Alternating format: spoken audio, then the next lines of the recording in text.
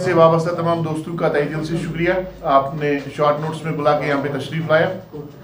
मैं अपने तमाम मुलाजमीन की तरफ से, एम्प्लॉय जॉइंट एक्शन कमेटी की जुमला क़यादत की तरफ से आपका तहे दिल से शुक्रिया अदा करता हूँ कि आपने हमेशा यहाँ के मुलाजमीन की आवाज़ अरबाब इक़्तिदार तक, अवाम तक और मुलाजमीन तक पहुँचाने में अहम रोल अदा किया है। आपको मालूम होना चाहिए कि 16 फरवरी 2026 को यहाँ के एम्प्लॉय जॉइंट एक्शन कमेटी के बैनर तले जो 4.5 लाख मुलाजमीन की नुमाइंदा तंजीम है ने एक बर्निंग इशू के हवाले से, आर्जी मुलाजमीन की रेगुलराइजेशन के हवाले से एहतिजाज प्रदर्शन और लास्ट पे नवाई सुबह का जो घेराव का प्रोग्राम बनाया था। और उस प्रोग्राम के हवाले से जब हमने पेशरफ्त की, हमने नवाई सुबह की तरफ पेशकदमी की, तो सरकार की तरफ से ट्रेड यूनियन कन्वीनर जो उनके हैं गुलाम मोहम्मद हमदर्द साहब, उनके जानिब से हमें ये दावत दी कि आपको एहतजाज करने की ज़रूरत नहीं है, आपको हड़ताल करने की ज़रूरत नहीं है। ऑलरेडी इस हवाले से honourable chief minister of Jammu Kashmir जनाब उमर अब्दुल्ला साहब ने कमिटमेंट करते हुए एक कमेटी तश्कील दी है। और जो हम खदशात का इजहार कर रहे थे, उन खदशात को दूर करने के हवाले से उन्होंने ये कहा कि adviser to honourable chief minister जनाब नासिर असलम वानी साहब आपके साथ बात करना चाहते हैं, आपको बातचीत के लिए दावत दे रहे हैं हम, तो आप अपने प्रोग्राम को यहाँ पे मोखर करिएगा। तो हमने अपना प्रोग्राम मोखर करते हुए, उनकी दावत को पे लबैक करते हुए अपने प्रोग्राम को मोखर किया, क्योंकि एम्प्लॉय जॉइंट एक्शन कमेटी एहतिजाज और बाकी चीजों की कायल नहीं है, बल्कि हम हमेशा इस हक में रहे हैं कि हम इफाद और तफहीम के जरिए से जितने भी मुलाजमीन के मसाइल हैं, खासकर जो यहाँ के डेली वेजर्स, कैजुअल लेबर, 66,000 आर्जी मुलाजमीन और 61,000 खानदानों का जो मामला है, इसका हम हल चाहते हैं इफाद और तफहीम के जरिए से, टेबल के जरिए से। तो बिलाखिर सरकार ने मुकद्दस महीना गुजरने के बाद, असेंबली का सेशन खत्म होने के बाद, बजट सेशन खत्म होने के बाद, सरकार ने बाज़ाब्ता तौर पर कल शाम को ही हमें दावत दी बातचीत के लिए। और आज सवेरे बातचीत हुई, नासिर असलम वानी साहब सरकार की तरफ से नुमाइंदगी कर रहे थे, तो और हमारी तरफ से एम्प्लॉय जॉइंट एक्शन कमेटी, सदर एम्प्लॉय जॉइंट एक्शन कमेटी जनाब वजह हुसैन दुरानी साहब की सरबराही में हमने उस मीटिंग में शिरकत की। एम्प्लॉय जॉइंट एक्शन कमेटी की जुमला क़यादत थी। तो 2 राउंड उसमें बातचीत हुई।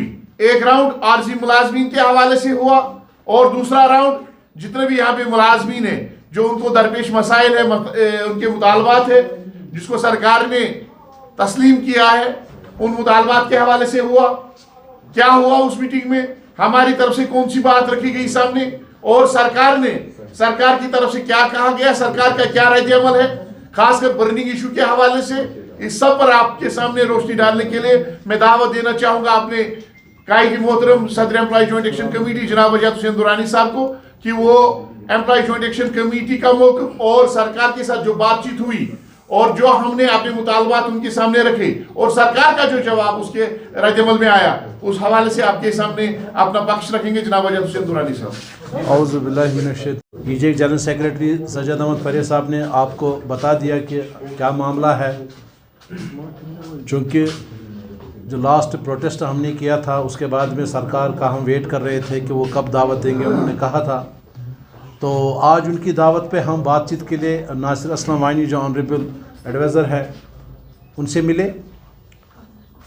एक ही बर्निंग इशू था। सबसे पहला राउंड जो हुआ मीटिंग, वो है डेली वेजर्स और दीगर जो टेम्प्रेरी एम्प्लॉयज़ 61,000 उनके रेगुलराइजेशन के हवाले से बात हुई और हमने अपने खदशात का इजहार किया।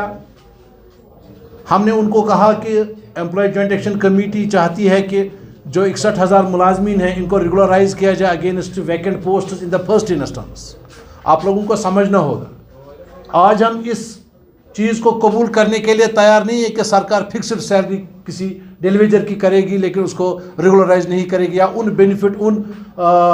जो बेनिफिट्स आम मुलाजमीन को है उनको भी वो नहीं देंगे, तो ये बर्दाश्त नहीं किया जाएगा।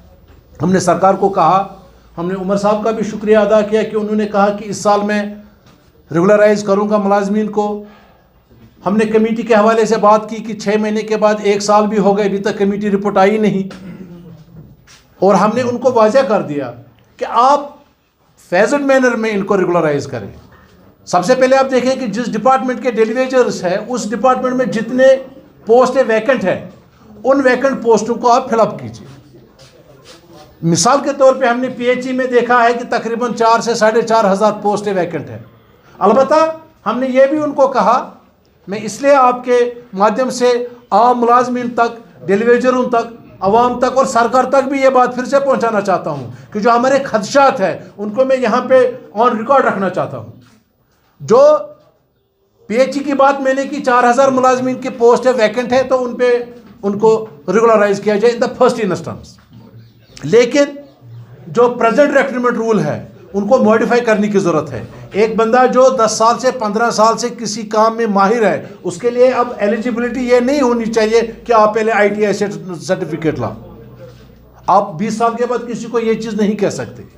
तो जो भी ज़रूरी मॉडिफिकेशन है वो हो। इससे क्या होगा कि सरकार को नए पोस्टें क्रिएट नहीं करनी पड़ेंगी सबके लिए, सरकार को अलग से कोई बजटरी प्रोविजन नहीं रखना पड़ेगा, क्योंकि जितनी सैंक्शन स्ट्रगल जिस डिपार्टमेंट की होगी। हमने वहाँ पे बात की कि भाई जो लोग इस दुनिया से चले गए ड्यूरिंग सर्विस, उनके बच्चों को जो भी उनके लीगल हेयर है उनको भी इसमें अपना हक दिया जाए, उनको SRO 43 उन पे लागू किया जाए। हमने इनसे कहा कि जिन लोगों को रिटायरमेंट हो गई है उनके लिए आप रिट्रोस्पेक्टिव ऑप्शन रखो, ताकि कम से कम जो 20 साल 30 साल 35 साल अपनी जवानी के उन्होंने इस सरकार को दिए, महकमे को दिए, अवाम की खिदमत में दिए, उनको कुछ मिले। इसी तरह से हमने कहा जैसे फॉरेस्ट है, टूरिज़म है, सेरिकल्चर है, एग्रोस्ट्रोलॉजी है, ये HDF है, इसमें बहुत सारे डेलीवेजर हैं जो अनपेड है, उनको पैसा नहीं मिल रहा है। रेगुलराइजेशन जब आप करेंगे लेकिन तब तक वो कैसे सस्टेन करेंगे, वो जिंदा कैसे रहेंगे? उनके वेजेस मिलने चाहिए। 6-6 8-8 महीनों से उनकी तनख्वाहें नहीं है और वो काम कर रहे हैं। टूरिज्म में हमने देखा अनपेड एम्प्लॉयज जो डेलीवेजर या कैजुअल लेबर्स है वो विदाउट सैलरी काम कर रहे हैं। इसी तरह फॉरेस्ट में, HDF में, ये सारे चीज़ें हमने सरकार की नोटिस में लाई। जो बातचीत हुई हमने उनको कहा कि हमें रोड पे निकलने का कोई शौक़ नहीं है, ना हमें हड़ताल करने का कोई शौक़ है, लेकिन हम तवक्को रखते हैं। एक ऑनरेबल CM ने एक बार नहीं कई बार असेंबली में खड़े होकर कहा कि भाई हम आपको ये आश्वासन देते हैं कि हम रेगुलराइजेशन के हवाले से ज़रूर कुछ ना कुछ करेंगे। और आज जब हमने बात की तो उन्होंने कहा कि हम एक बार फिर आपसे मिलेंगे जैसे ही, क्योंकि अब वक्त करीब है कि जम्मू में जो सेक्रेटरीट है वो बंद हो जाएगा और यहाँ फिर से खुलेगा। और उन्होंने कहा कि हम यहाँ से सेक्रेटरीट खुलने के बाद बहुत जल्द हम सबसे पहले एक और राउंड करेंगे बातचीत का, क्योंकि वो भी चाहते हैं कि इस मसले का हल हो। हमने उनके साथ जो दीगर कैटेगरीज ऑफ टेम्पररी एम्प्लॉयज़ है, जैसे रहबर जंगलात है या रहबर खेल है, हमने एडवाइज़र साहब की नोटिस में लाया कि जो हमारे खदशात है अगर उनको आपने किसी पॉलिसी के तहत रेगुलराइज करना है तो देर क्यों हो रही है? वो पढ़े लिखे नौजवान हैं, 4,000 4,500 5,000 रुपये पे काम कर रहे हैं, उनके बारे में भी आप बात करें। इसी तरह से जो डेलीवेजरों के मामला थे, चाहे वो वेजेस का मसला है या अगर आप जब किसी डेलीवेजर के एक ग्रुप को आप रेगुलराइज करेंगे तो दूसरा ग्रुप कौन सी तनख्वाह लेगा? हमें 8 पार चाहिए जो हमारे मिनिमम वेजेस एक्ट है, बाकी रियासतों में है या बाकी यूटीज़ में है। अगर सरकार एक साइड से एक ग्रुप को रेगुलराइज करेगी, लेकिन जो लोग फिर रहेंगे रेगुलराइजेशन के लिए, उनके लिए हमने कहा है सरकार को कि उनको minimum wages act at par with other sister concerns, UTs है या स्टेट्स है, उनको वो मिनिमम वेजेस एक्ट दिया जाए। सबसे पहले मैं ये कहना चाहूँगा कि ऑनरेबल एडवाइज़र साहब ने एक्नॉलेज किया, उन्होंने लेजिटिमेसी ऑफ द डिमांड्स को एक्सेप्ट किया कि वाकई तौर पे इन डेलीवेजर्स के साथ ज़्यादती हुई है जितनी भी सरकारें यहाँ इससे पहले आई है। और उन्होंने ये भी वादा किया है कि उमर साहब की नियत है कि मैं इन लोगों को रेगुलराइज करूं। इस सरकार की नियत है, इसीलिए हमने अपनी नेक नीति से एक कमेटी बनाई है। और उन्होंने ये भी कहा कि हम कमेटी मेंबरान को, कमेटी चेयरमैन को कहेंगे कि वो जल्द से जल्द जो रिकमेंडेशंस हैं उसको दे सबमिट करे, ताकि सरकार के लिए रास्ता बने कि वो रेगुलराइजेशन का जो प्रोसेस है उसको इनिशिएट करे। उसके बाद में हमने जो दूसरे महकमा जात यहाँ पे हैं, PSUs है, गवर्नमेंट डिपार्टमेंट्स है, उनके हवाले से हमने बात की सेकंड राउंड में।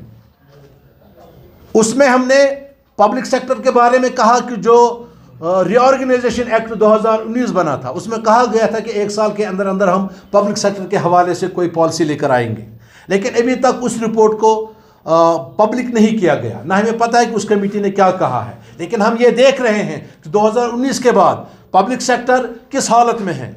हम यहाँ पे देख रहे हैं JKI 9 महीने से तनख्वाह नहीं है, JKTDC सीकॉप मुलाजमी 6 महीने से तनख्वाह नहीं है। इसी तरह से हैंडलूम डेवलपमेंट कॉरपोरेशन, हैंडलूम ये क्या नाम इसका, आर्टिस्ट एम्पोरियम।